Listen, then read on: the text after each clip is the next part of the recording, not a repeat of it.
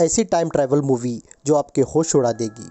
इस मूवी का क्लाइमैक्स आपको सोचने पर मजबूर कर देगा। तो चलिए स्टार्ट करते हैं। कहानी 1989 की दिखाई जाती है, जहां मौसम बहुत ख़राब है। मौसम विभाग के लोग सिटी के लोगों को 72 घंटों तक घर में ही रहने का आदेश देते हैं। यहाँ हमें निकोलस को दिखाया जाता है, जो अपने गिटार को बजाकर रिकॉर्ड कर रहा था। तभी उसे पड़ोसी के घर किसी के चीखने की आवाज़ सुनाई देती है। वो देखने के लिए पड़ोसी के घर जाता है। घर में जाते ही उसे वहाँ एक लेडी की लाश दिखाई देती है। तभी वहाँ वो आदमी आता है जिसने उस लेडी को मारा था। वो आदमी निकोलस का पीछा करता है।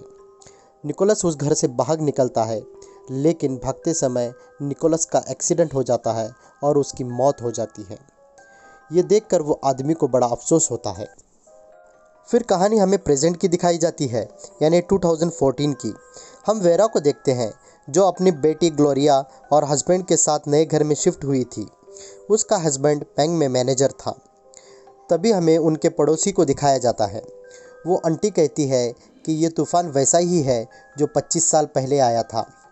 वेरा उस पड़ोसी को शाम में डिनर के लिए इनवाइट करती है। ये वेरा का दोस्त एडर था। न्यूज़ पर भी मौसम के बारे में बताया जा रहा था कि 72 घंटों तक तूफ़ान का खतरा रहेगा। वेरा एक नर्स थी, जो डॉक्टर फेल यानी न्यूरोसर्जन की असिस्टेंट थी। डॉक्टर उससे कहते हैं, अगर तुम डॉक्टरी कंप्लीट करी होती तो तुम एक आज अच्छी डॉक्टर बनती। हॉस्पिटल से निकलकर वेरा अपने बेटी को लेने स्कूल जाती है। घर पहुंचकर वेरा और उसका हस्बैंड उनका घर सेट करने लगते हैं। तभी उसी घर में उन्हें वो पुराना टीवी मिलता है जो 1989 में निकोलस के पास था। उसके गिटार की रिकॉर्डिंग भी उन्हें मिलती है। फिर वो सब लोग डिनर करने लगते हैं।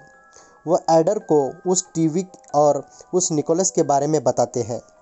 फिर एडर कहता है कि निकोलस मेरा दोस्त था। एक दिन एक पड़ोसी ने उसकी वाइफ की जान ली और निकोलस ने देख लिया और वो गाड़ी के नीचे आकर मर गया। और वो ये भी कहता है कि मौसम ऐसा ही ख़राब था जैसे कि आज है। उसके बाद ख़राब मौसम के चलते स्कूल की दीवार गिरने की वजह से एक हफ्ते तक स्कूल बंद था। एडर की माँ एडर को चुप कराती है। वो उन बातों को याद नहीं करना चाहती थी। उसी रात को वेरा और उसके हस्बैंड उस न्यूज़ को देखते हैं जो निकोलस ने मर्डरर को देखा था। उन्हें पता चलता है कि उसने अपनी बीवी को मारने के बाद सुसाइड कर लिया था। उसने अपनी बीवी की लाश को अपने ऑफिस में छुपाया था। जब वो सब लोग सो रहे थे, रात में वो पुराना टीवी अपने आप ऑन हो जाता है। वेरा ये देखकर हैरान थी।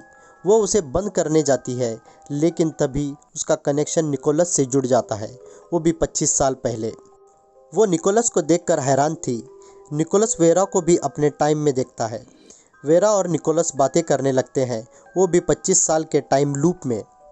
निकोलस अभी यहाँ उस टाइम में था जिसने अभी तक यहाँ मर्डर नहीं देखा था। वेरा उससे कहती है कि ये तुम्हारा ही घर है, लेकिन 25 साल बाद। तभी निकोलस को पड़ोसी के चीखने की आवाज़ आती है, जैसे हमने मूवी के स्टार्ट में देखा था। वेरा निकोलस को वहाँ जाने को मना करती है। वो उससे कहती है कि अगर तुम वहाँ गए तो एक्सीडेंट के चलते तुम मारे जाओगे। वो उसे यकीन दिलाने के लिए उसके दोस्त एडर के बारे में बताती है और कहती है कि अगर तुम घर में रुकोगे तो तुम्हारी जान बच जाएगी। वेरा की बातें सुनकर वो थोड़ी देर तक घर में ही रुकता है। जब वो घर से बाहर निकलता है, वो गाड़ी वहाँ से जा चुकी थी और निकोलस की जान बच जाती है। निकोलस की जान बचने के बाद वेरा की ज़िंदगी में क्या क्या बदलाव होते हैं, ये देखना इंटरेस्टिंग होगा।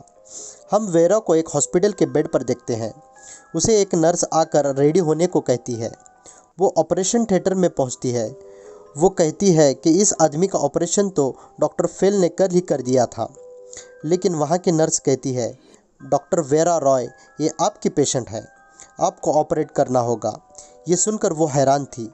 वो वहाँ से बाहर निकलती है और अपनी बेटी के स्कूल पहुँचती है, लेकिन उसकी बेटी वहाँ पर नहीं थी। वहाँ की टीचर उससे कहती है कि ग्लोरिया नाम की कोई भी स्टूडेंट इस स्कूल में नहीं पढ़ती। वो टीचर वेरा को भी पहचानने से इनकार कर देती है। फिर वेरा अपने पति के तलाश में बैंक पहुंचती है। उसका पति भी उसे पहचानने से इनकार कर देता है। वेरा को कुछ समझ नहीं आ रहा था। फिर वेरा पुलिस स्टेशन पहुंचकर अपनी बेटी को ढूंढने को कहती है। वो ऑफिसर उससे पूछता है कि आखिरी बार तुमने अपनी बेटी को कहाँ देखा था। वो कहती है कि कल रात को डिनर के बाद मैंने उसे सुला दिया था। लेकिन हाँ, कल रात को मैंने एक पुराने टीवी से 25 साल पहले निकोलस से बात की और मैंने उसकी जान बचाने की कोशिश की। ये बातें सुनकर ऑफिसर भी हैरान था। वो ऑफिसर उससे कहता है कि हमने जांच की, तुमने जो एड्रेस बताया तुम वहाँ नहीं रहती। तुम्हारी बेटी का कोई भी बर्थ सर्टिफिकेट नहीं है, वो ऑफिशियली पैदा ही नहीं हुई और डेविड से तुम्हारी शादी ही नहीं हुई। जिस ज़िंदगी की तुम बात कर रही हो वो असल में है ही नहीं। कहानी हमें 1989 की दिखाई जाती है।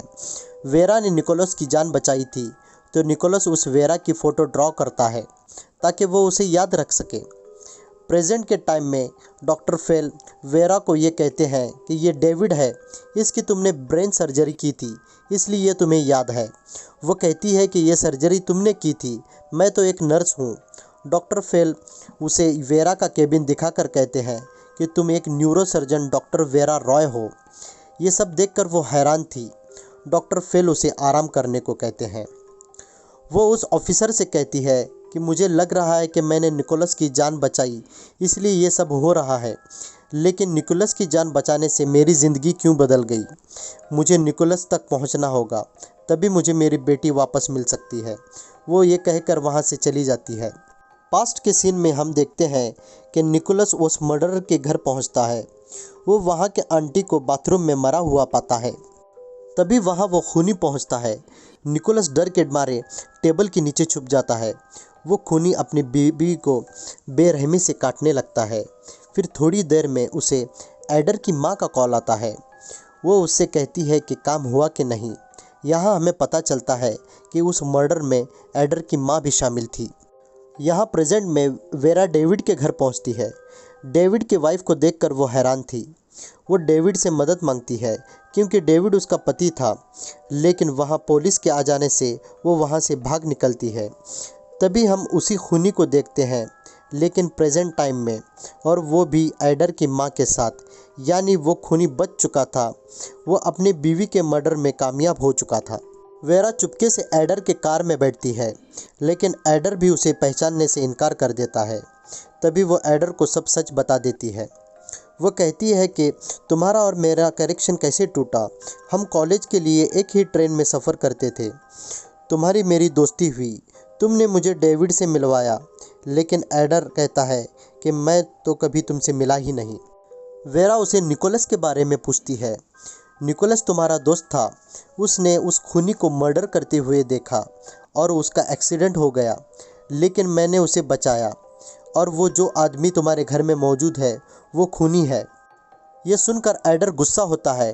वो कहता है कि अंकल एक मच्छर नहीं मार सकते, वो क्या मर्डर करेंगे। वो वहाँ से चला जाता है। तभी वो ऑफिसर वहाँ आता है। वो उससे निकोलस से कनेक्शन बनाने में मदद मांगती है। वो ऑफिसर को यकीन दिलाने के लिए उस जगह ले जाती है जहाँ उस खूनी ने अपनी वाइफ को मार कर छुपाया था। वहाँ उन्हें उस खूनी की वाइफ का कंकाल मिलता है। इसी बीच वो ऑफिसर वेरा से कहता है कि माना कि तुम्हारी ज़िंदगी निकोलस को बचाने से बदल गई, लेकिन क्या तुम इस ज़िंदगी जो तुम्हें मिली है, तुम अब डॉक्टर वेरा रॉय हो, क्या तुम इस ज़िंदगी के बारे में जानना नहीं चाहती। तब वेरा कहती है कि मुझे सिर्फ अपनी बेटी चाहिए और कुछ नहीं। वो ऑफिसर वेरा को एक एड्रेस देता है और उससे कहता है कि निकोलस का पता तुम्हें यहाँ से मिलेगा। वेरा उस एड्रेस पर पहुँचती है जहाँ उसका हस्बैंड डेविड किसी और औरत के साथ था। वो उससे कहती है कि मैं जानती थी कि तुम मुझे धोखा दे रहे हो, अभी मुझे किसी तरह निकोलस का पता दे दो। डेविड एक बैंकर था तो उसे कंप्यूटर के डेटा से निकोलस का पता चल जाता है। वो वेरा को निकोलस का एड्रेस देता है। वेरा वहाँ से चली जाती है। दूसरी तरफ ऑफिसर उस कंकाल के ज़रिए उस खूनी तक पहुँचता है। खूनी और उसकी वाइफ को हिरासत में लेकर उनसे पूछताछ करता है। खूनी की वाइफ उससे कहती है कि मैं और एंजिल यानी खूनी एक दूसरे से प्यार करते थे। जब इसकी वाइफ को पता चला तो उसने हमें मारने की कोशिश की, फिर गलती से उसका मर्डर हो गया। उसकी लाश को ठिकाने लगाने के लिए एंजिल ने ये सब किया। वो तो मासूम है, उसने जानबूझकर नहीं किया। तभी वो ऑफिसर कहता है कि ये खूनी सब कुछ हो सकता है लेकिन मासूम नहीं, क्योंकि निकोलस ने इसे अपनी वाइफ को बेरहमी से काटते हुए देखा था। वो लोग हैरान थे।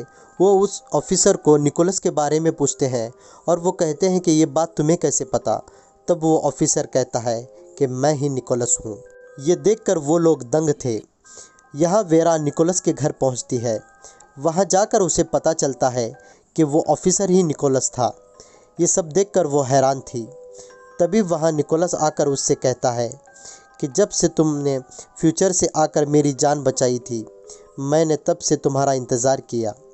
कई सालों के इंतज़ार के बाद मुझे तुम ट्रेन में मिली, फिर मैंने तुमसे जान पहचान बढ़ाई। गाइस, ये वही पॉइंट यानी ये वही मोमेंट था जहाँ एडर को वेरा से मिलना था, लेकिन निकोलस के पहले मिलने की वजह से वेरा ना ही एडर से मिली और ना ही उसकी मुलाकात डेविड से थी। ये सब सुनकर वेरा इमोशनल हो जाती है, लेकिन उसे अपनी बेटी चाहिए थी। वो निकोलस से कहती है कि मुझे मेरी ज़िंदगी में वापस भेज दो। निकोलस उससे कहता है कि ये नामुमकिन है। तभी वेरा ये कहते हुए छत से कूद जाती है कि जैसे मैंने तुम्हारी जान बचाई, वैसे अब तुम मेरी जान बचाओगे। वेरा नीचे गिरते ही मर जाती है। निकोलस को कुछ समझ नहीं आता। वो अपना पुराना टीवी बाहर निकालता है और 1989 के निकोलस को कनेक्ट करने की कोशिश करता है, क्योंकि 72 घंटों का ख़राब मौसम अभी ख़त्म ही होने वाला था। तभी वो पास्ट के निकोलस से किसी तरह कनेक्ट कर पाता है।